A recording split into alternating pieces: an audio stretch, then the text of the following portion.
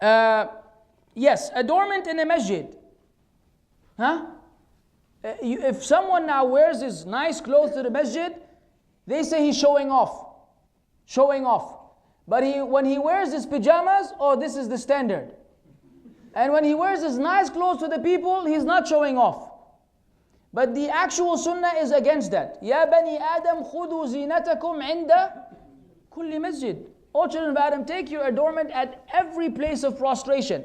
So when you look good in the masjid, which equals to smelling good, is the sunnah. And the opposite is not. Now by Allah, how many times have you managed to pray in the masjid without someone next to you so stinky that you feel that you want to leave the masjid? Wallahi, it has become very difficult. Either armpits, or cigarettes, or some food, or something. It's not even if you're in the first row behind Imam, somehow stinky people make it there. And it's not cool. It's not cool, honest. And let me be honest with you. Let me be very honest with you. Some of us are stinky and they don't know it. So don't trust your own self. Ask someone that you trust. Huh? A brother that you trust, and there's between you, bread and salt, as they say. Get him, brother, do I stink? He will tell you. He's not going to say, oh, no, you smell very nice. He's going to say, oh, dude, take my deodorant now. But sometimes you smell, say, oh, no, I'm okay. No, you're not okay. Okay? Sometimes we judge ourselves too good. So when it comes to the issue of smell, please refer to a third party. Someone that you can trust that will tell you flat out, brother, this doesn't smell good. Because many of us, think they smell nice, but they don't. Now look at the sunnah. Anas said, when he was describing the Prophet ﷺ, وَلَا شَمَمْتُ مِسْكًا وَلَا عَنْبَرَةً أَطْيَبَ مِنْ رَائِحَةِ النَّبِيِّ صَلَّى اللَّهُ عَلَيْهِ وَسَلَّمَ. Hadith muttafaqun alayh.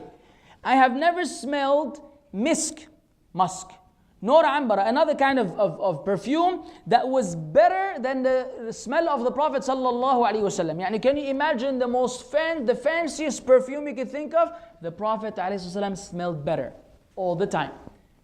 He smelled so good that his sweat, as Sulaim said, كانت تجمع عرقه فتجعله في الطيب. She used to collect the sweat of the Prophet ﷺ and it would mix it with other kinds with oils and perfume, and it will make the most beautiful perfume ever. The sweat of the Prophet ﷺ. This is how good he smelled, that when he sweat, he will smell good. This is the sunnah. So every believer should smell good, male and female. Say, for example, at workplace, cross you, or if they're with you in the elevator and they leave the elevator, for 2-3 minutes the smell doesn't move. Jazakallah khair.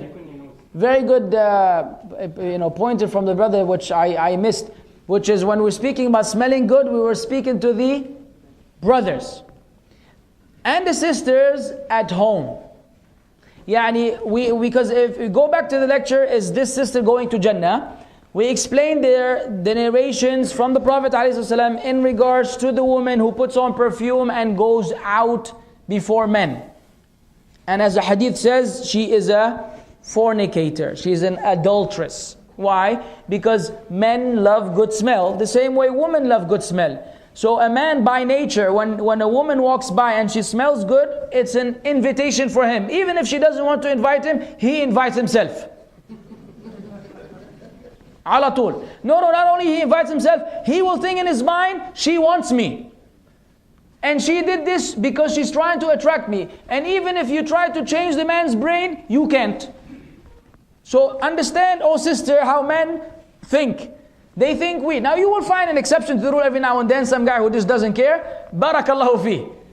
But that's not the asl. The asl is that there are messages. All these things are messages.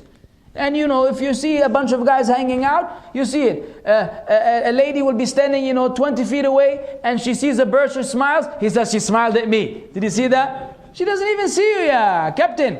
She saw the bird over there. No, he will go and analyze it his own way and build a mountain, and there's nothing to build on. So men are weird in this fashion.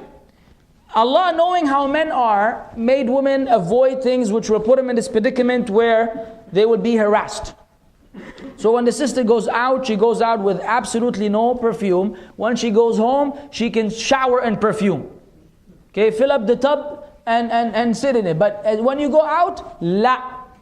We don't need to smell anything, and it's haram for you to do this.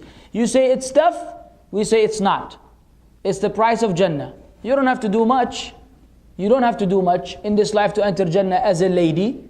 The men have to do a lot more to enter Jannah.